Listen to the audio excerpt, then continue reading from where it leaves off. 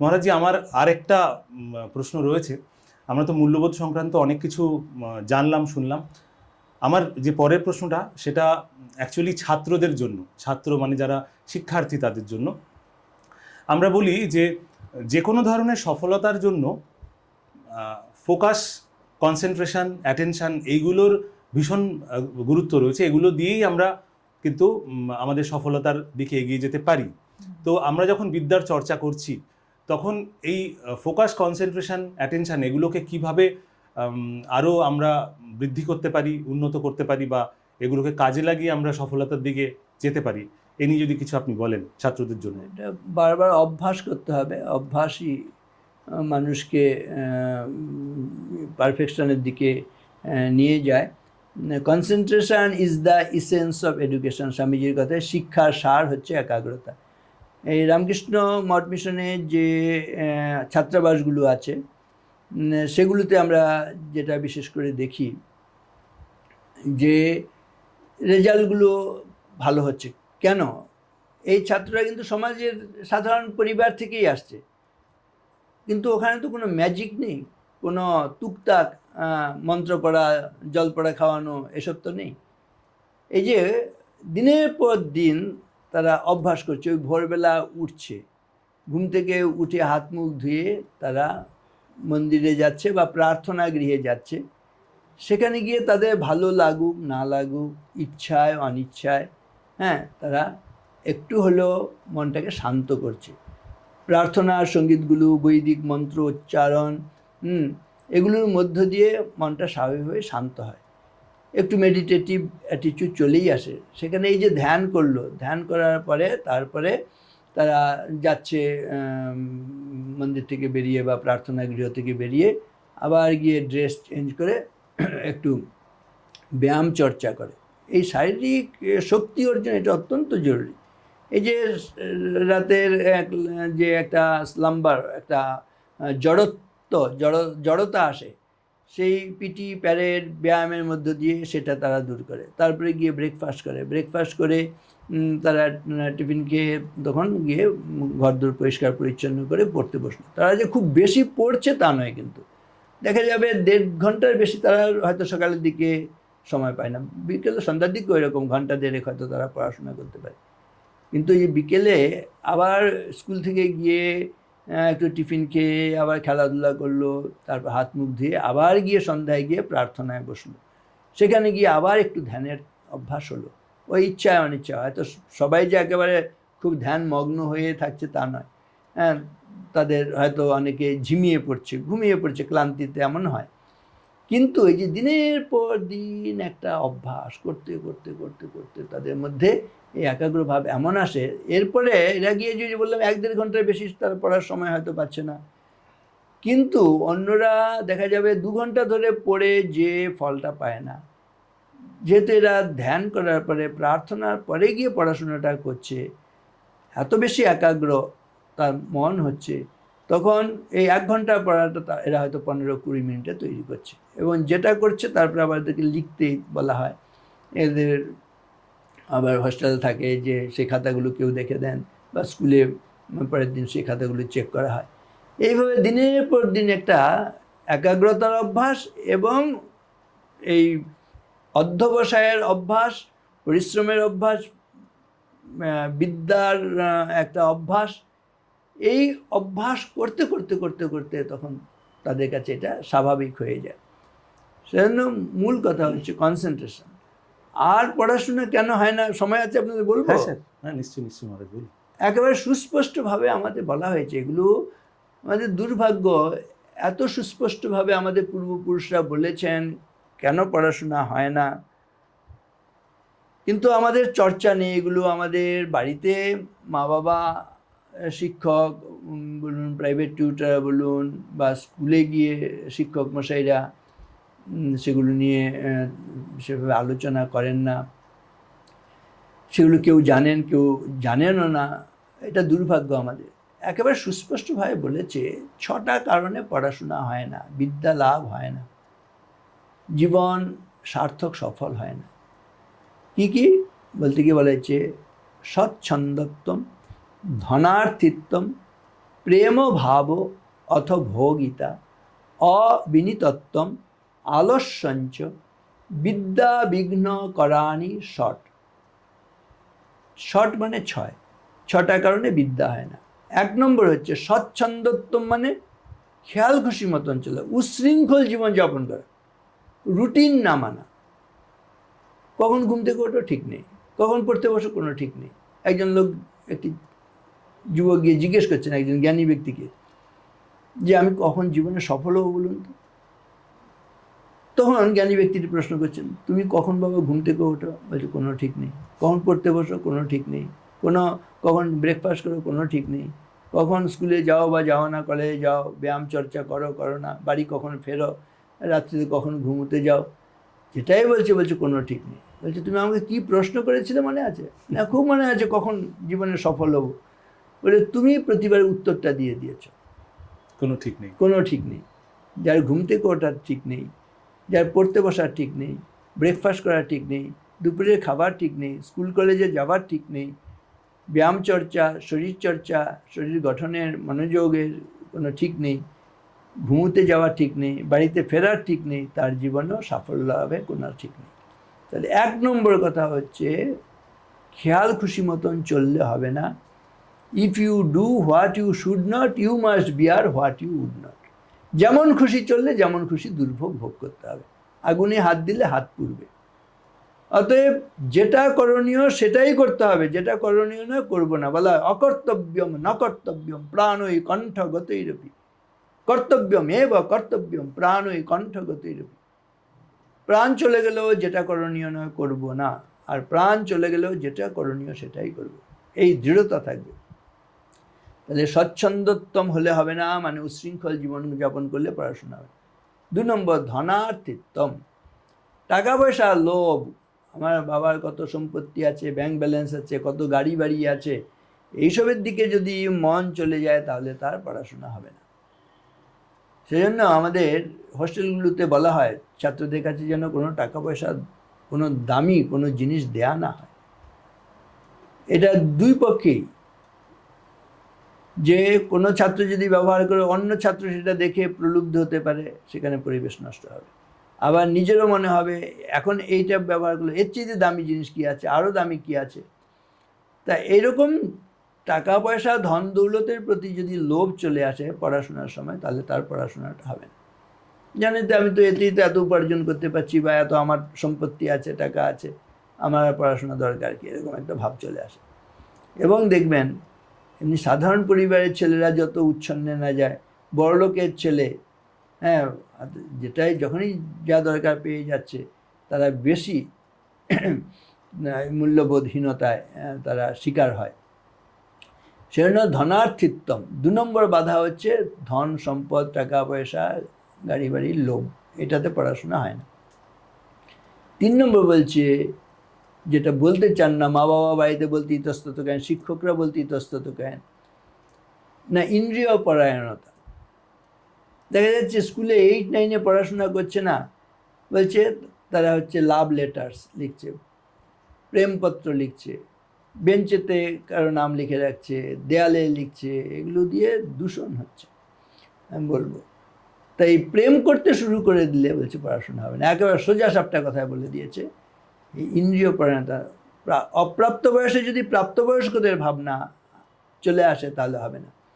একটা সময় গোটা সমাজ বলবে বাবা তোর বয়স হয়েছে, মা তোর বয়স হয়েছে, এবার তোকে সংসার করতে হবে, বিয়ে থা করতে হবে। সময় এলে সেগুলো হবে, কিন্তু তার আগেই সব কিছুর একটা সময় আছে। এই সময় মেনে যদি মানুষ যদি না চলে, যা প্রথম থেকেই যদি না বোঝে, চরিত্রটাকে যদি একবার ধ্বংস করে ফেলে, বলা হচ্ছে এটা কাচের বোতলের মতন, কাচের বোতল ভেঙে গেলে আর বোতলটা জোড়া লাগানো যায় না, তেমনি একবার চরিত্রটা নষ্ট হয়ে গেলে আর সে ফিরে আসতে পারে না। সেজন্য ছাত্রছাত্রীদের কাছে যাই যখন আমরা বলি যে এটা আগুন নিয়ে খেলা, এটা করলে তুমি একেবারে ছাড়খাড় হয়ে যাবে, জীবন ধ্বংস হয়ে যাবে। সেজন্য তোমার আত্মরক্ষার জন্য তোমাকে এই সময়টা একটু সংযত হতে হবে।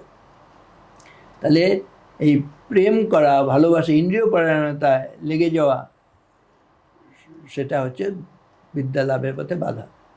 আর প্রেম কথা বুঝতে হবে, প্রেম মানে ভালোবাসা। তো কার ভালোবাসা আমাদের সবচাইতে শান্তি দেয়? প্রত্যেকটা পরিবারে রয়েছে, তাই না? কার ভালোবাসা শান্তি দেয়, তৃপ্তি দেয়? দেখবেন নিঃসন্দেহে সবাই বলে যে মায়ের ভালোবাসা।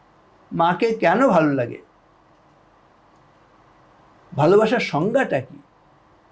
বলা হচ্ছে ভালোবাসা ইংরেজি লাভ। লাভ গিভস অ্যান্ড ফরগিভস। ভালোবাসা কি করে? নিজেকে উজাড় করে দেয়। আর ভালোবাসার পাত্র যদি ভুল করে, অন্যায় করে, তাকে ফরগিভ মানে ক্ষমা করে। সংজ্ঞাটা হচ্ছে, ভালোবাসার সংজ্ঞা, গিভস মানে উজাড় করে দেয়া, আর ফরগিভস মানে ক্ষমা করা। লাভ গিভস অ্যান্ড ফরগিভস, এইটা হচ্ছে সত্যিকারের ভালোবাসা। সেজন্য মায়ের ভালোবাসা বলতে গিয়ে একটি মাতৃ প্রশস্তি মন্ত্র বলা হয়। মা কেমন? মায়ের মহিমা বলতে গিয়ে বলা হয়েছে শান্তি রূপাম, ক্ষমা রূপাম, স্নেহ রূপাম, শুভঙ্করীম, সাক্ষাৎ ভগবতী দেবীং মাতরম ত্বাং নমাম্যহ। এর মানে কি? মা হচ্ছে শান্তির স্বরূপা, মা হচ্ছে ক্ষমার স্বরূপা, শান্তিরূপাম ক্ষমারূপ। স্নেহরূপাম, মা হচ্ছে স্নেহস্বরূপা। শুভঙ্করী, মা হচ্ছে শুভকারিণী। কেন তাহলে মাকে ভালোবাসে, ভালো লাগে? না, সেখানে গেলে শান্তি পাই, স্নেহ পাই, শুভ কর্মের অনুষ্ঠান দেখতে পাই।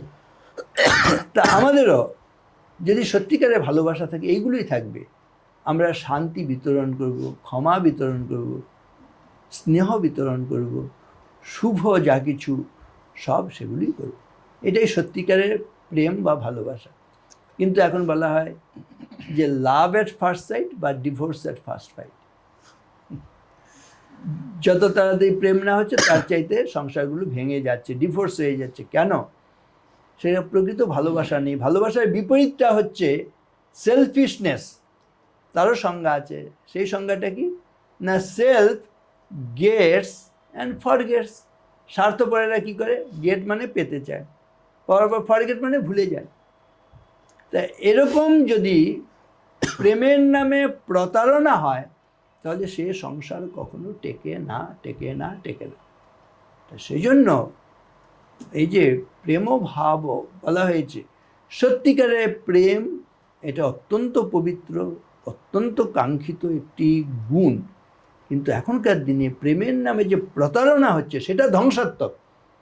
এই মূল্যবোধহীনতার জন্য কত পরিবার ছাড়খাড় হয়ে যাচ্ছে, হ্যাঁ, ধ্বংস হয়ে যাচ্ছে, ছেলে মেয়েদের জীবন ধ্বংস হয়ে যাচ্ছে। কিন্তু সময় হলে তো সব আসবে। বলে 4টে জিনিস সময় মতো করতে হয়।